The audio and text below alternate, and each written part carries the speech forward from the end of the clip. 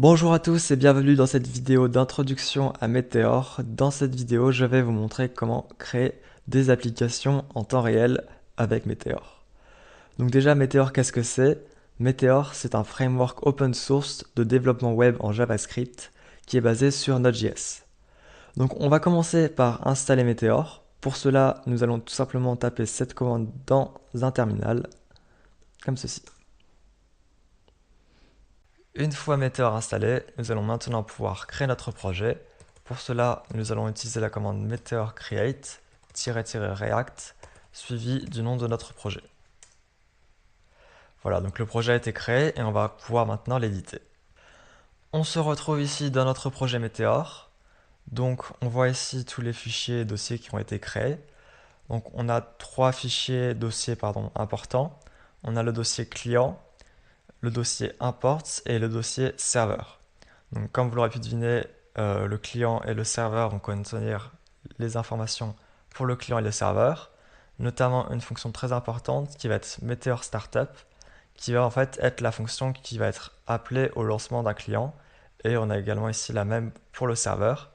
Et cette fonction va tout simplement appeler la fonction qu'on lui passe en paramètre. Et dans le dossier import ici, on va avoir tous les components de notre application, tous les fichiers qu'il nous faut. Donc, comme vous pouvez le voir, il y a déjà des fichiers et en fait, une petite application qui est créée de base.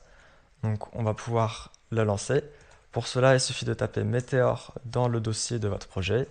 Et Meteor va se lancer, va démarrer le serveur, la base de données MongoDB, etc. Tout ce qu'il faut. Voilà, donc le serveur a été démarré.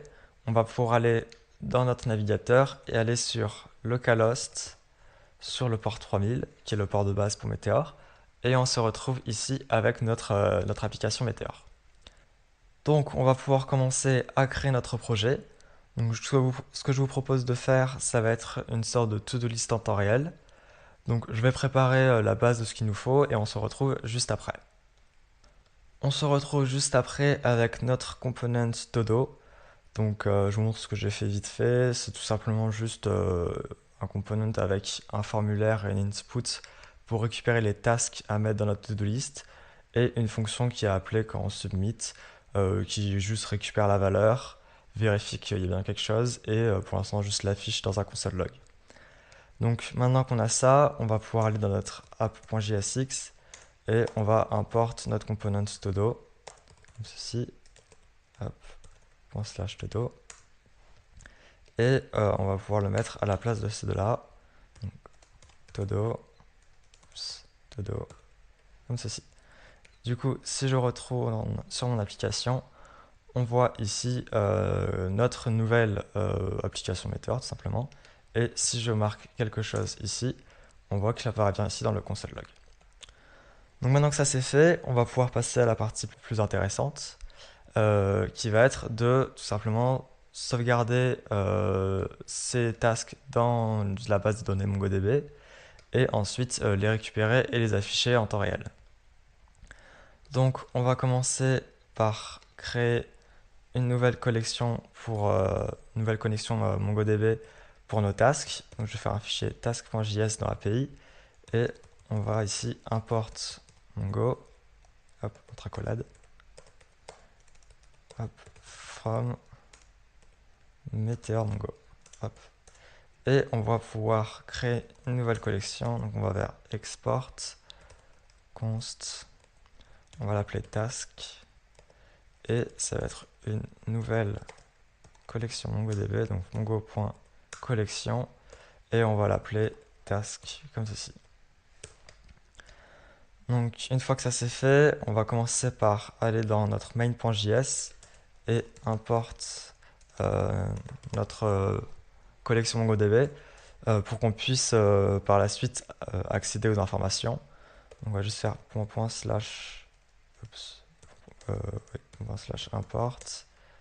API task. On retourne dans notre classe todo et on va également pouvoir import notre collection. Donc import task from .API task. maintenant qu'on a ça, on va pouvoir ici sauvegarder notre task dans la collection MongoDB. Donc on va faire task.insert et on va passer ici l'objet en paramètre que l'on va rajouter dans notre collection. Donc on va juste faire un objet avec un texte, comme ceci, et on va rajouter juste la date à laquelle on a rajouté notre objet. Donc on va faire created at qui va être égal à la date. Hop. Du coup, si je reviens ici et que je rajoute, que je mets quelque chose et que je fais entrer, il est toujours affiché ici. Et maintenant, on va vérifier qu'il ait bien été rajouté dans la base de données. Donc pour cela, toujours dans le dossier de votre projet, vous allez taper Meteor Mongo et vous allez accéder à votre base de données. Et maintenant, on va faire db.task.find et on a bien ici la task qu'on vient de rajouter. Donc maintenant, on va vouloir les récupérer et les afficher en temps réel.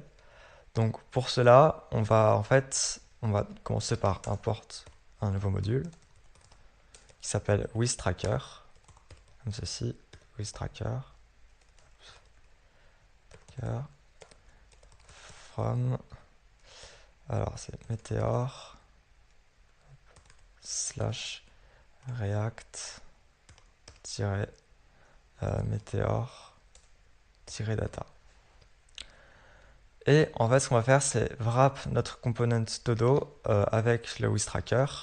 Et c'est ce WizTracker qui va en fait récupérer les informations dans notre base de données et également observer les informations que l'on veut. Et c'est ce qui va nous permettre d'actualiser notre page à chaque fois que il va y avoir un changement dans notre base de données. Donc on va enlever le export default à notre classe et on va plutôt faire export default ici de notre WizTracker. Hop. Et on va ici, hop, fonction cliché, hop. Et du coup, on va return dedans un objet qui va contenir toutes les informations que l'on veut récupérer.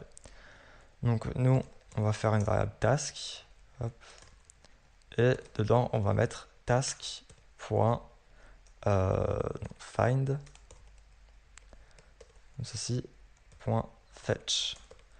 Donc ça, c'est ce qui va nous permettre de récupérer toutes les tasks dans notre base de données. Et ici, on va rajouter todo, hop, comme ceci. Donc maintenant qu'on a récupéré les informations, on va les afficher. Donc je vais créer une valise, une liste, parce qu'on va les afficher sous la forme d'une liste. Et on va ici insérer une fonction displayTodo. Hop. Et on va du coup la créer ici. DisplayTodo. Et du coup, cette fonction, ce qu'elle va faire tout simplement, c'est récupérer la liste des tasks et les renvoyer chacun avec une balise li. Donc, on va commencer par accéder aux informations. Et pour ça, toutes les informations que vous renvoyez dans cet objet ici, vous allez les récupérer dans 10.props. Donc, on va faire 10.props.task. Et donc, on va return ça. Oups. Voilà. .task.map. Et on va appeler une fonction function element. Hop. Et on va return à chaque fois, donc pour chaque élément, une balise li qui va en texte contenir element.text. Hop. On va juste, vu qu'on return un array, il faut qu'on mette une key à chaque élément. Donc dans notre cas, on va se servir de element.id. Comme ça, on est sûr que ce soit quelque chose de différent pour chaque élément, puisqu'il s'agit de l'id ici, donné par MongoDB à chaque élément. Hop. Et donc, ça va nous permettre de renvoyer toutes nos tasks formatées comme on veut. Si je retourne sur une application ici, du coup, on voit qu'on a bien mangé. Et si je rajoute un élément, hop, il va se rajouter ici. Et maintenant, pour montrer que c'est bien du temps réel, je vais ouvrir une deuxième fenêtre. Je vais également aller sur localhost. Hop. Et si je rajoute ici un élément, on voit qu'il se rajoute bien ici sur l'autre client de façon instantanée, en temps réel. Voilà, j'espère que cette vidéo vous aura plu et que vous aurez appris des choses. Je mettrai dans la description un lien vers le GitHub du projet et également d'autres liens pour des liens utiles pour apprendre Meteor si ça vous intéresse.